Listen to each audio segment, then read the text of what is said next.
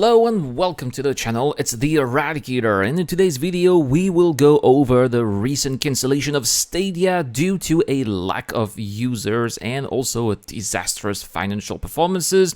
A cancellation that was announced on September 29th, a little bit earlier. And so Stadia, for those of you who don't know, it is a project from Google that aims at transposing the business models of services like Netflix or Disney Plus into video gaming. What it means is that users have the access through a subscription to a catalog of games that they then have streamed into whatever device that they would have been using. For example, if it gives the opportunity to play the latest AAA games on a tablet, a smartphone, or a 15-year-old computer, as long as the user's internet speed would have been fast enough to receive the game's data and send it back to the player, send back the player's action, so that then it could be streamed again on the user screen with as little latency as possible. Ever since the start of the project, reportedly 6 years ago, Google invested huge sums of money in what they thought would have been the future of video gaming. And as often when an outsider company tries to change or maybe flip the table and revolutionize an industry and consumer habits, they fail, and this is also what happened to Google here. And in today's video, I will try to go over what, in my eyes, from a gamer's perspective, were Google's errors. The first issue in my eyes that Stadia had was that their subscription service would have suppressed any form of ownership that players would have had over the games that they would have chosen to play. Now, I know that on Steam, you do not own the games, either you own the right to play them, but at least the files are in your hard drive and you can do what you want with them, like modding, for example, which is very important for gamers and has kept countless games stay alive and relevant over a period of time that would have normally have made them long forgotten. Also, on Steam, you can still play the games that the platform no longer sells, while it was most likely that players would not have had the chance to play the games that would no longer have been distributed on Stadia once their deal would have expired. I think that another point that Google may have underestimated is that gamers are often passionate about not just games, but also their hardware. Many gamers take great pride in owning a machine that can run their favorite game with great peripherals such as a 4K screen or dual joysticks, for example if you play Space Sims, thus making the need for this kind of service non-existent. And also gamers who may not have the proper hardware would often save the money rather than paying Stadia subscription for the required hardware, and then they would have to own.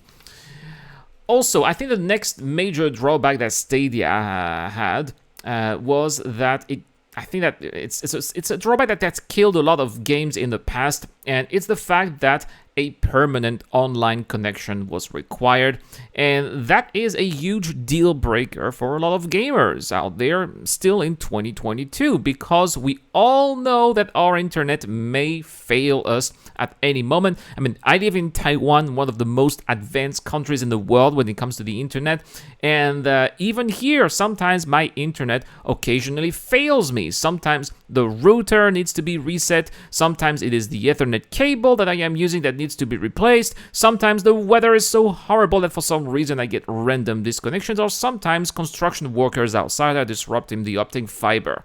Luckily, most of my games can be played offline, so my gaming experience is not affected that much, but if I had Stadia, because of the very nature of the service, all of a sudden none of my favorite titles would have been able or available for me on the platform in case I would have had a problem, because simply I would not have been able to stream them.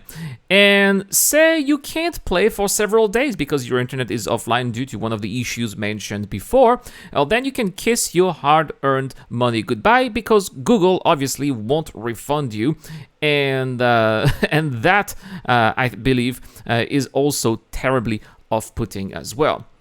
And last but not least, I think that the nail in the coffin for Stadia is the overall lack of trust that gamers have towards Google, a company that is most notorious for starting projects only to ditch them into the trash bin a couple of years later. I think that we all remember the late Google Glasses.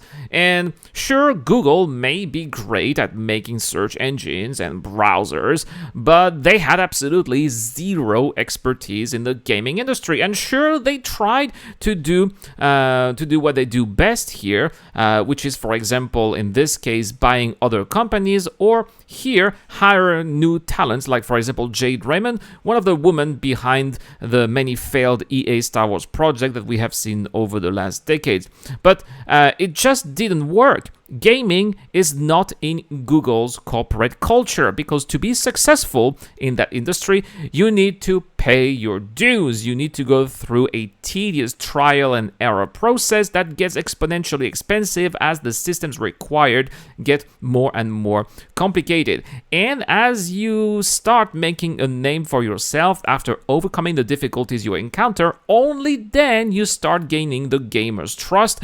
And the reality is that as much as a big name Google is, they just couldn't make a name for themselves in the gaming industry due to a lack of vision and willpower, and that is why they decided to shut down Stadia.